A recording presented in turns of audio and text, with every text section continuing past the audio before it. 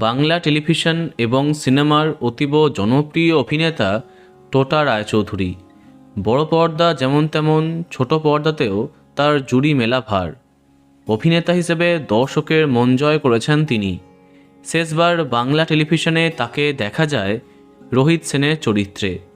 শ্রীময়ী ধারাবাহিকে তার অনবদ্য অভিনয় আজও মনে গেঁথে আছে সবার।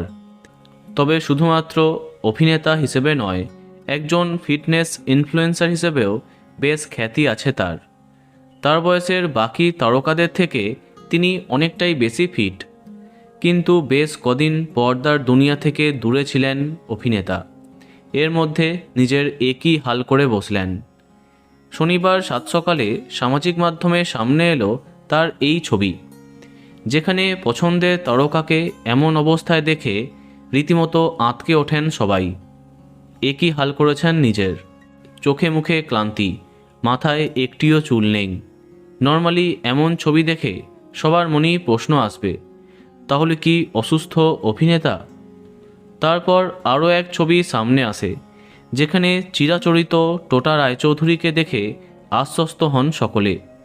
সম্ভবত আগামী এক ছবিতে এমনই কোনো এক চরিত্রে তিনি কাজ করছেন। দ্বৈত চরিত্রে কাজ করছেন বলেই খবর। বোঝাই যাচ্ছে দর্শকদের আবার নতুন কিছু উপহার দিতে চলেছেন টোটা রায়চৌধুরী।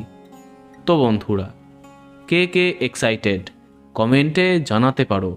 আর এই রকমই আরও অনেক ভিডিও পেতে সাবস্ক্রাইব কারেন্ট বস। ধন্যবাদ।